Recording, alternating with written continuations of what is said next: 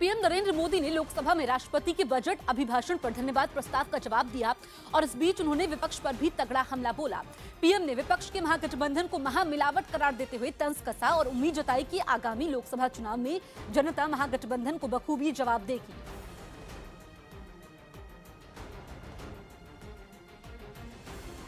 देश अनुभव करता है जब मिलावटी सरकार होती है तब क्या हाल होता है, और अब तो महामिलावट आने वाला है।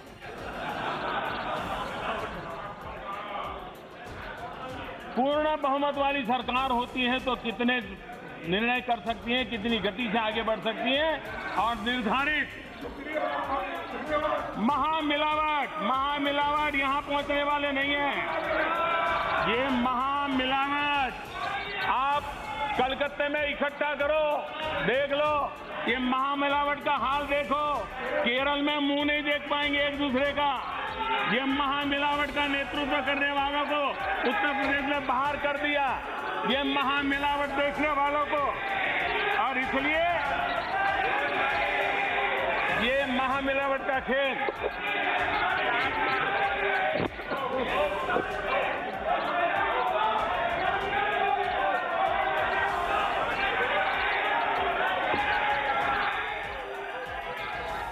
अस्थिर सरकार,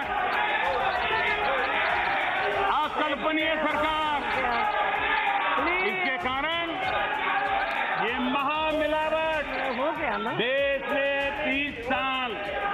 30 साल ये स्थिति देखी है। देश कतई अब तो जो हेल्थ कॉन्शियस सोसाइटी है वो भी मिलावट से दूर रहती है। हेल्दी डेमोक्रेसी वाले भी ये महामिलावट से दूर रहने वाले हैं। लेकिन कांग्रेस के वरिष्ठ नेता शशि थरूर ने पीएम के भाषण को फिल्मी ऑडिशन करार देते हुए उन पर तंज कसा। आपको पता है कि इस भाषण तो प्रधानमंत्री जी की आखिरी भाषण है प्रधानमंत्री के रूप में लोकसभा में। इसके बाद तो चुनाव आने वाले हैं, उनको जाना पड़ेगा। तो नेचुरली बहुत ड्रामेबाजी, बहुत थिएटर, बहुत नाटक, बहुत फ्लेयर, बिल्कुल बॉलीवुड ऑडिशन के जैसे वाले भाषण थे। वहीं बदायूं से समाजवादी पार्टी के लोकसभा सांसद धर्मेंद्र यादव ने पीएम पर वादा खिलाफी का आरोप लगाते हुए उनके भाषण को चुनावी भाषण करार दिया। प्रधानमंत्री जी ने जो बातें 14 में की थी, जो वादे किए थे, आज उन पर नहीं आ रहे, वो किसी तरह से नहीं आ रहे हैं। उन्होंने बड़ी किसानों की उपलब्धियों की बात की, लेकिन अकेले उत्तर प्रदेश के अंदर 7,000 करोड़ रुपए से ज़्यादा गन्ना किसानों का अभी तक भुगतान बकाया है। 15 लाख 5 साल में नहीं आए। सीपीएम सांसद मोहम्मद सलीम ने भी पीएम के भाषण को जनता को लुभाने के लिए दिया गया भाषण बताया।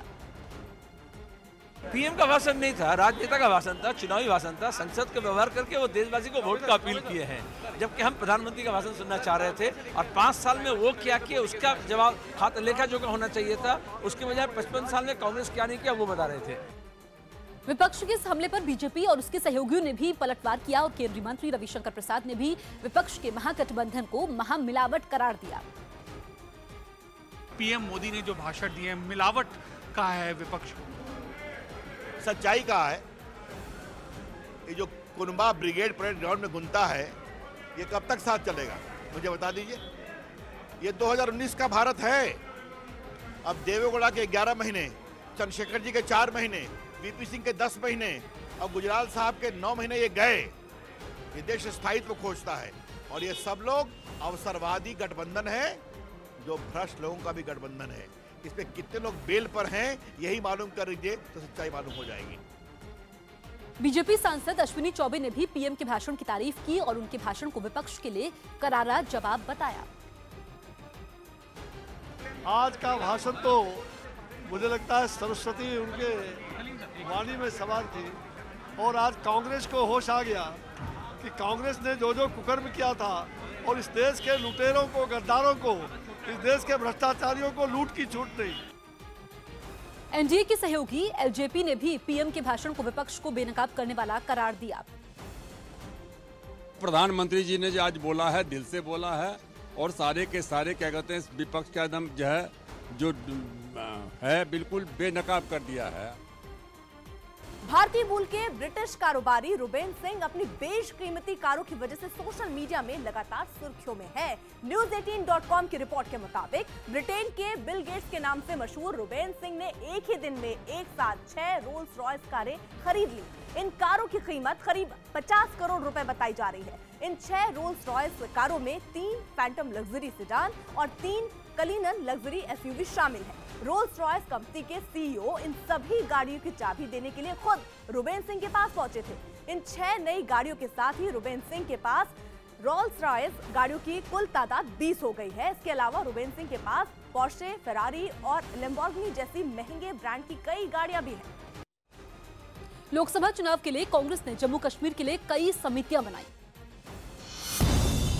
लोकसभा चुनाव के लिए कांग्रेस अध्यक्ष राहुल गांधी ने जम्मू कश्मीर के लिए समन्वय समिति, प्रदेश चुनाव समिति, चुनाव प्रचार समिति और कुछ दूसरी समितियों के गठन को मंजूरी दी। लोकसभा चुनाव से पहले मध्य प्रदेश की कमलनाथ सरकार 21 से 30 साल के शहरी युवाओं को ट्रेनिंग और रोजगार देने के लिए युवा स्वाभिमान योजना शुरू करेगी। छत्तीसगढ़ के अंतागढ़ मामले में पूर्व सीएम रमन सिंह के दामाद डॉक्टर पुनीत गुप्ता और मंतूराम पवार की जमानत याचिका खारिज हो गई, जिसके बाद कभी भी दोनों की गिरफ्तारी हो सकती है। गुर्जर आरक्षण समिति के मुखिया कर्नल किरोड़ी सिंह बैंसला ने कहा कि अब आरक्षण के मुद्दे पर सरकार की टेबल पर कोई बात नहीं होगी और फैसला जनता जनार्दन के बीच होगा। छत्तीसगढ़ में बीजापुर पुलिस ने स्पेशल सर्च अभियान चलाते हुए 10 नक्सलियों को मार गिराया और भारी मात्रा में हथियार बरामद किए। महाराष्ट्र में औरंगाबाद नगर निगम के स्वास्थ्य विभाग और पुलिस ने गर्भपात करने वाले एक रैकेट का पर्दाफाश करते हुए 4 डॉक्टरों समेत 9 लोगों को गिरफ्तार किया। तेलंगाना के हैदराबाद में पहली बार ग्रेटर हैदराबाद म्युनिसिपल कॉर्पोरेशन ने महिलाओं के लिए पिंक टॉयलेट बनाए, जिनके साथ बेबी फीडिंग रूम भी है।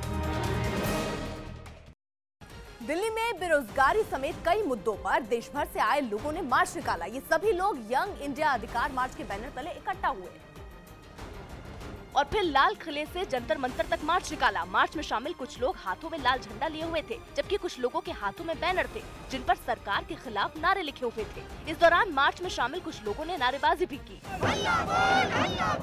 देश भर से आए लोगों के मार्च की जानकारी मिलने के बाद पुलिसकर्मी भी वहां पहुंच गए और उन्हें रोकने की कोशिश की। छात्र ऑर्गेनाइजेशन, युवा ऑर्गेनाइजेशन यहाँ पर है। तस्वीरों में भी आप देख सकते हैं देश के कोने कोने का रिप्रेजेंटेशन यहाँ पर है। मोदी सरकार के खिलाफ ये मार्च निकाला जा रहा है, लेकिन पुलिस वालों की ये कोशिश नाकाफी साबित हुई और मार्च में शामिल लोग लगातार आगे बढ़ते चले गए। इस दौरान लोगों ने रोजगार के मुद्दे पर केंद्र सरकार को घेरा और केंद्र सरकार पर वादा खिलाफी का आरोप लगाते हुए बेरोजगारों को नौकरी नहीं देने का आरोप लगाया। हमारा मेन एक मुद्दा रोजगार। ये सरकार को देश के छात्र और युवाओं ने रोजगार के नाम पर वोट दिया था कि मोदी जी आएंगे तो कुछ बदलाव करेंगे। इस मार्च में शामिल लोगों ने बेरोजगारों को रोजगार भत्ता देने की मांग की। हमारा मुख्य मांग ये है कि रोजगार अगर नहीं दे पा रहे 18,000 रुपए बेरोजगारी भत्ता दीजिए। इस दौरान लोगों ने मांगे नहीं माने जाने पर आंदोलन और तेज करने की धमकी भी दी। चंडीगढ़ के पास जीरकपुर में बीती रात पंजाब और राजस्थान पुलिस की बदमाशों से मुठभेड़ हुई। इस मुठभेड़ में पुलिस ने अंकित भादू नाम के गैंगस्टर को मार गिराया, जबकि किंदा काना और जरमजीत नाम के 2 बदमाशों को गिरफ्तार किया गया। मारे गए गैंगस्टर अंकित भादू पर 1 लाख रुपए का इनाम रखा गया था। पुलिस के मुताबिक ये गैंगस्टर महालक्ष्मी अपार्टमेंट में छिपे थे, जिसकी सूचना पर पंजाब और राजस्थान पुलिस ने ज्वाइंट ऑपरेशन किया। बदमाशों की खबर मिलने पर पुलिस उन्हें पकड़ने पहुंची तो एक बदमाश अपार्टमेंट के दूसरे घर में घुसा और 6 साल की एक बच्ची को अगवा कर उसे मारने की धमकी देने लगा। हालांकि मुठभेड़ में पुलिस ने बच्ची को बचा लिया और घायल हालत में अस्पताल में भर्ती करवाया। बदमाशों के पास से पुलिस को अमेरिका मेड 4 पिस्तौल और करीब 80 गोलियां मिली हैं।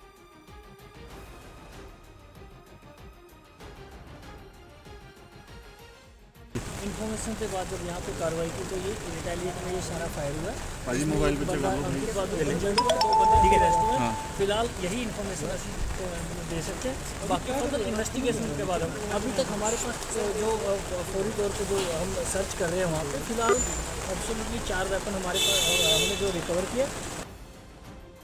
उधर दिल्ली से दूर ओडिशा की राजधानी भुवनेश्वर में बीजेपी युवा मोर्चा से जुड़े सैकड़ों कार्यकर्ताओं ने नवीन पटनायक सरकार के खिलाफ प्रदर्शन किया। ये कार्यकर्ता बेरोजगारी के मुद्दे पर राज्य सरकार को घेरने के लिए सड़कों पर उतरे थे और हाथों में झंडे लेकर हजारों कार्यकर्ताओं ने नवीन पटनायक सरकार को बेरोजगारी के लिए जिम्मेदार ठहराते हुए जमकर प्रदर्शन किया।